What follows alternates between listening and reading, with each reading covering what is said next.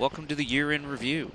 Um, this is going to be kind of like a highlight video of the nice flights that I took in 2022. It's sort of a review for myself, but I hope you enjoy it too. This is an exercise that kind of helps me going back through old footage, and kind of seeing how far I've come, enjoying flights that I've taken, and kind of thinking about lessons learned, what I need to carry with me into the next year and what I need to leave behind. The year started January 1st. We were in Santa Barbara and had this beautiful day lined up.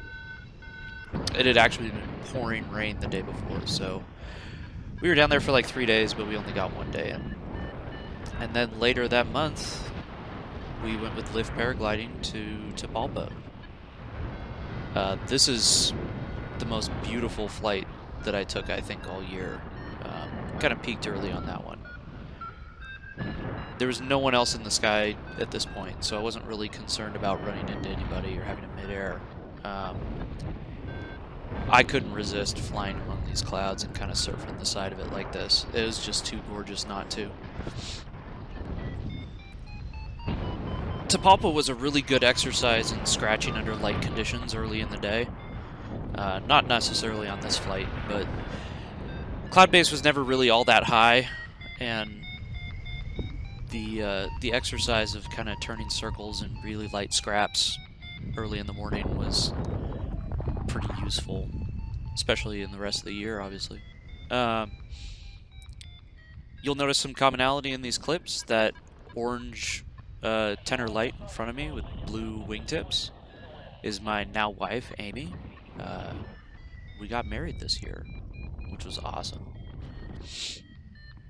And this is her absolutely killing it in Kalima. And then we came home, and we had some wonderful spring conditions. This was a surprising one for me. I seem to constantly run into this issue where my best flights are when I'm least prepared, which is pretty annoying. The conditions on launch were pretty strong, and no one else was launching. There were some weak cycles, though, so I decided to sled down. But this happened instead. This is Peter. I'm sending it to the south. Yeah, copy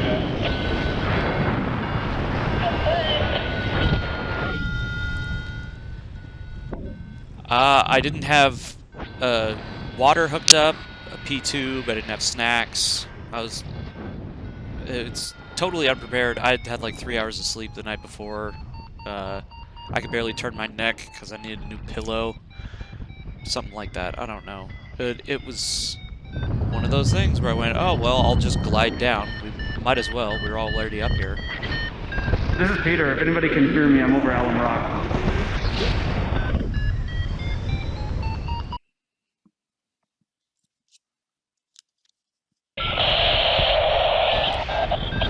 Solid copy. Thank you very much.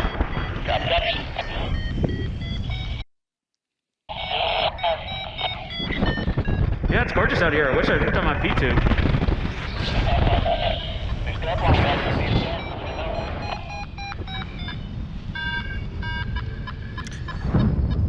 So yeah, I managed to make it all the way down to Alum Rock after kind of scratching out. It did take about 20 minutes to actually climb out. Don't do that. This is where I was like evaluating maybe I should go and land. It was getting low and I was doing dumb things to try and catch scraps of lift. I'm making dumb decisions. It's time to land. That was... Unless... That little moment there was me stalling the inside wingtip. Just barely. At low altitude. It was really stupid. Shouldn't have done it. Not listening to what the wing is telling me is definitely something that I'm leaving in 2022. Something that's not in this video actually is any footage from the SIV that we took in June with Dylan, which I highly recommend Dylan's instruction. That was a really good time, but I have no footage from it because I'm not going to put a GoPro on my helmet for an SIV.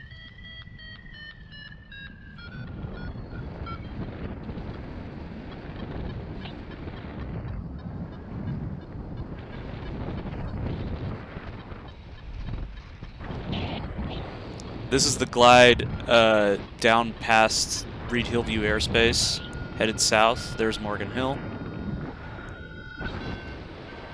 This is kind of about where the climbs petered out, but also I'd been in the air for a little over 2 hours at this point, and I didn't have a P-tube hooked up. And that was starting to become the first thing that I was thinking about. This was a fantastic little place to land, because if you biff the landing, you're right next to a hospital. And hospitals have flags out front, so that's a pretty handy wind indicator.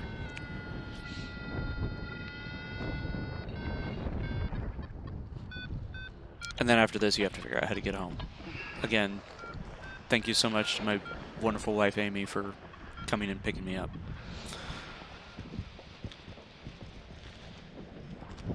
There were a few beautiful days out in Pacifica and Sand City, too.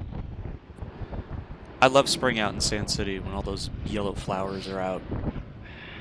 And there's lots of color in the sky before the fog rolls in.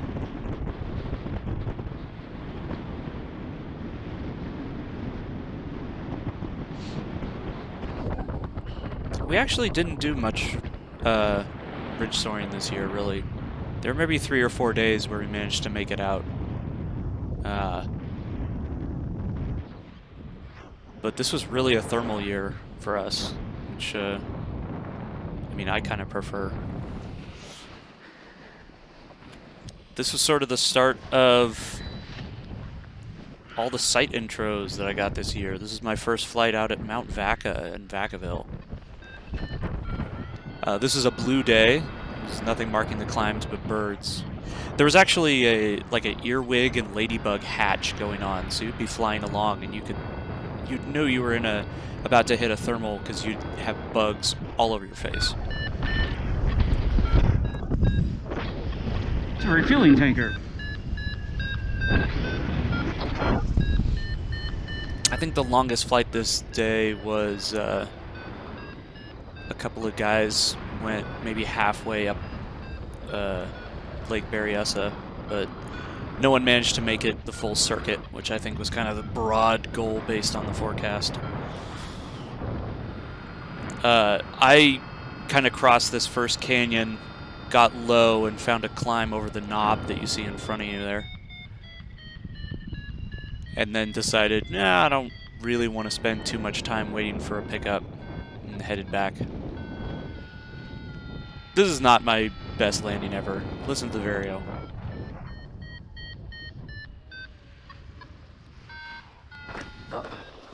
Yeah, little thermal bubble right off the field.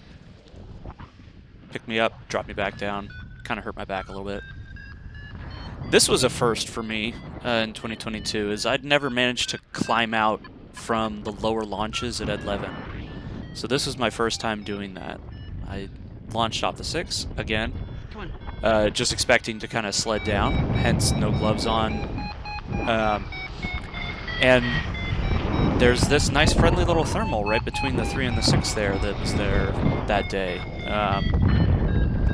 And it took me right up to the 1750. There's this cut here because you don't want to watch me turn 40 circles. But it ended up being a little frustrating because I got up and then tried to get up above the 1750 to top land and set up my water system, but ended up bombing back down to the 300 and then climbing back out and then going to mission and then coming back. It was a nice day. And obviously, you know, any day where you get to enjoy a sky with a view like that is a good day. This was also one of my firsts I didn't catch on video. This was my first experience top landing on the 1750. George was nice enough to drive the car up for another brace of pilots that wanted to launch. But the GoPro ran out of batteries right before I landed. Which is for the best, because that was also not a landing I was super proud of, honestly. I try and include my mistakes in here when they're not too embarrassing, because I think it's important to point out that kind of everybody makes those. And I know that's something that I've done, is I've watched a lot of videos and learned a little bit of like what not to do based on people who are willing to put those online. Speaking of what not to do, this was one of my most disappointing moments of the year. Look at that sky. Absolutely gorgeous. This is my second day out at Mount Vaca. There was a brace of pilots this day that made it all the way out to the butte and back. It was really light winds aloft. Forecasted over development late in the day, which ended up being true. But the launch got shaded out, and I got impatient and basically just launched as soon as the sun came out, and there was no heating on the ground. And I bombed right down and wasted the whole day, basically. I don't know if there was ever going to be a launchable cycle after the one where a few pilots got off, but yeah, that was a frustrating day. We went out to Sand City, though. I'd actually never had good flights out at Sand City either. The wind was always too strong or too light by the time we'd driven down all the way from the bay. But that color in the ice plains is so gorgeous to me. The oranges and yellows and greens. I got dragged around on the sand a little bit because it got strong, but it was a good day. This was my, which one was this? This is my intro flight at Potato Hill. Yes. Yes, I'll have more of that. Shout out please. to the Thank you. Lawrences for retrieve and driving up from San Jose and letting me catch a ride at like 5 a.m. This was a hot day. August in the Central Valley is not fun. It was 105, 106 down in the valley floor. But it was, 67 or lower at top of lift, which was about 10 grand. So the flight path out of here was climbing out from launch after a couple of week cycles. There was a fresh P2 who was also getting his sort of first mountain flight in there, and he kind of led the way. And as soon as he climbed out, everybody just launched. We hopped over to Snow and then to St. John's, and then had this experience over St. John's.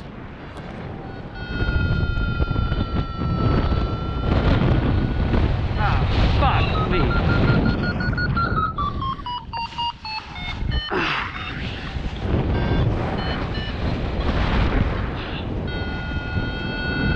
Okay, get me off this mountain. It was about maybe 2 in the afternoon, I think, at that point. And yeah, there were obviously some strong thermals developing. I think that one peaked out at maybe 6 meters a second. But it was sharp enough to... if you listen to that, you can hear my wing much more than I like to. I don't like hearing fabric like that rustling above my head. So I went out to Stonyford and landed right next to the market, got a beer, and waited for a retrieve. That was another thing that I learned that year, or this year. That particular one is leave your inReach on. Otherwise people think you've already been picked up, and you'll sit in 105-degree temperatures for an hour or two. This was a very pleasant flight. I still haven't been able to hit cloud base yet, so it's an open question. Oh, maybe that's not Zach. Someone on a white wing? Ended up being Dan Furry, by the way. I'm not sure. That's where I got married, actually. It's Nillatera Cellars. Good Pinots. This was a day where we were just going to try and go as far north as we could. I wanted to kind of play around airspace, and I'd never gone on one of these northern flights before, but it looked like Ed was going to be launchable, and riding that wind from the south was kind of the plan, which worked well. Unfortunately, some overdevelopment and airspace put us on the ground. Well, this is a downright pleasant way to spend a day. Dan got the furthest that day. There's Mission Peak. See 11, kind of. Zach had a great flight that day. San Francisco. Mount Diablo. And I'm getting sucked up into this cloud. I think I've had worse days. this was the best climb of the day, though. Up, up, up, and then I love coming in above these clouds that are forming and just riding this line. It just feels so euphoric every time. I'm on half bar.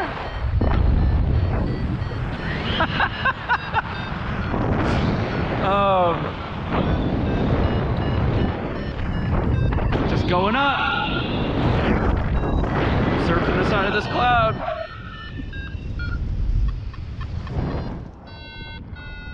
I ended up getting low over here. Just south of the freeway there, 580. Which I'm going to attribute looking around for birds and the practice I had in Tapalpa of utilizing light lift.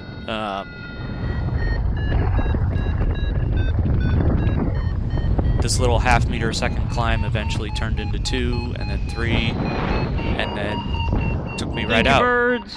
That was after I was basically setting up for a landing, so. This was the frustrating part of this, is all that nice sunny stuff is in airspace. So, you know, you can hear my instrument complaining, which was another lesson that there was another pilot that day who kind of learned that more directly than I did. Make sure you have airspace on your instrument if you are planning on leaving the hill at all. But yeah, I was basically forced down. I can only get on some of those hills. I was within maybe 50 meters of the airspace this whole time here. My best bet for a landing is also like over here. No gates.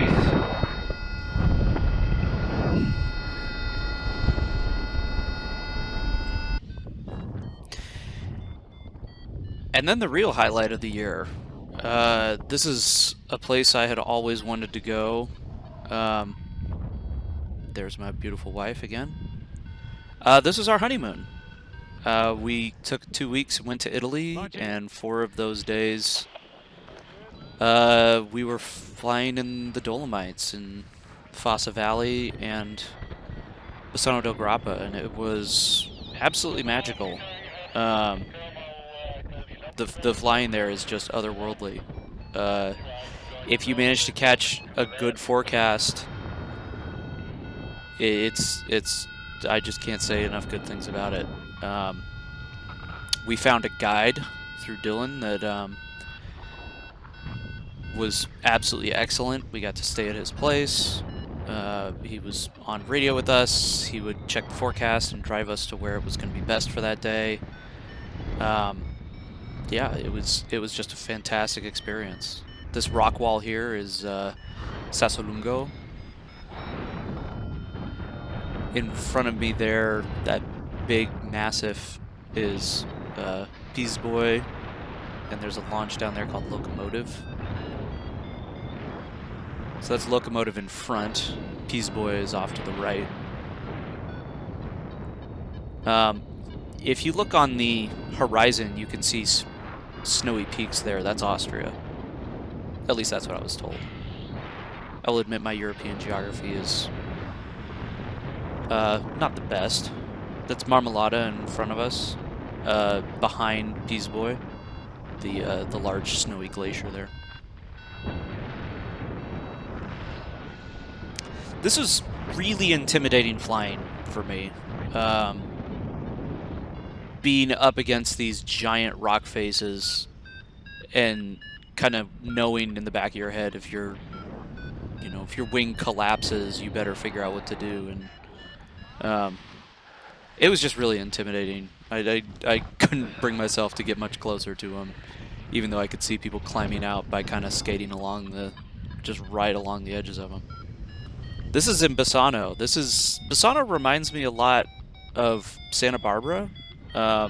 It's this nice long chain of mountains kind of facing directly south. You can see the sun there, and the sun comes up late in the season and starts baking one side and sort of continues all throughout the day.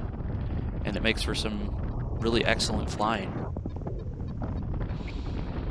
And wherever you land, you can probably find a bus or a ride The LZs are very developed. Sit there and have a spritz, maybe some gelato, grab a pizza, watch people land.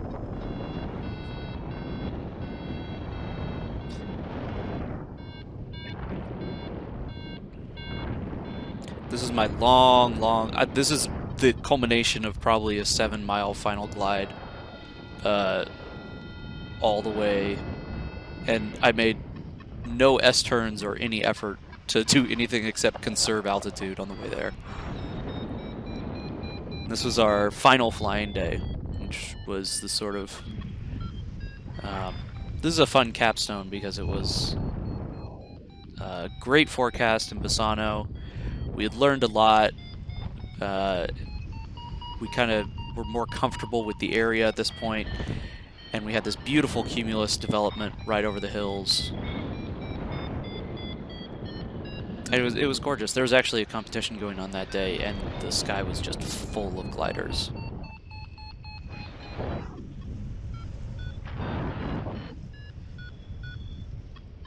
This is our instructor, Spike, who is competing in the X-Alps this year, actually. This is a fun little clip because you can see the difference between his Zeolite GT and my Maestro is I'm not on bar at all, and he's about to stuff the bar and just disappear.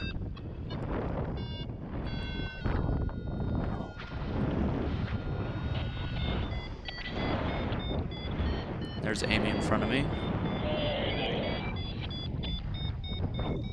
Flying these ridges is so much fun. You just find a climb over the ridge, get back up to the clouds, go over to the next ridge. I like to say that paragliding is a good excuse to be outside on a beautiful day, and Launching. I can't think of a much better day than that. And there was still a little bit of the flying season in the bay left when we got home.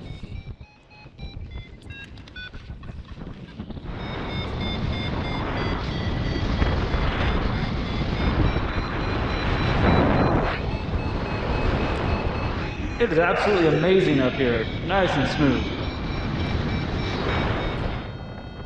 This was a very beautiful day. Ed Levin wasn't really working today because of the northern wind. You'll see more evidence of what that north wind does here in a second. There's an Alum Rock crossing in front of us. And there's, I believe that's Victor Brichet below me on his Alpina. We got across Alum Rock, and by that time the winds had kind of picked up from the north, and there you're dealing with Reed Hillview airspace. You basically can't go to the other side of that road below me, is kind of the rule of thumb that I I'm follow. gonna go over here. I'm gonna use a little bit of the altitude I have left, and I'm gonna go over here.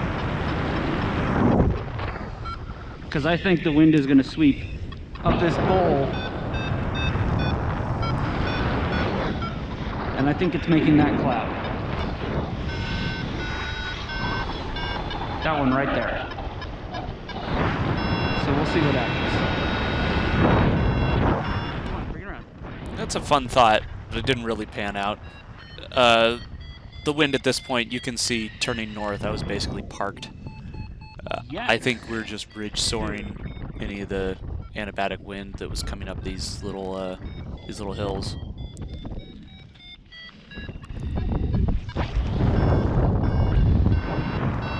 After fighting it for about 15 minutes, I decided it was just time to call it. Where's a good place to land?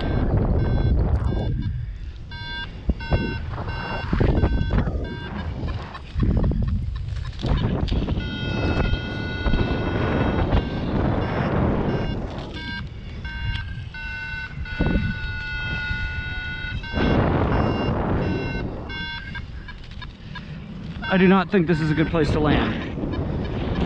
Oh well.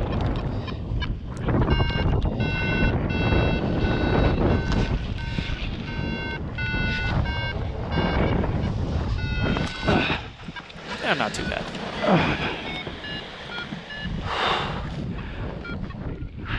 Well, that was fun. I was kind of hoping to get to Morgan Hill that day, but didn't pan out. After Thanksgiving, we used some of the holiday weekend to go down and fly to Santa Barbara again. The weekend before was definitely the time to go there.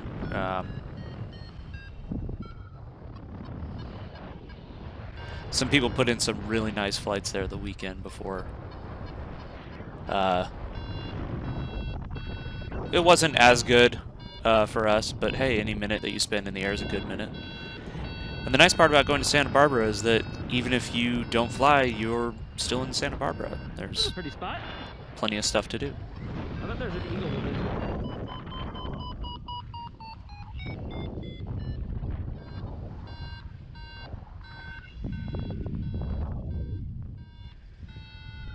One thing I haven't done here is gone and landed on the beach. That's one of my goals for this coming year. Is I'd really like to just go down and land right by the water. I think that'd be neat. So maybe catch that this time next year, I guess.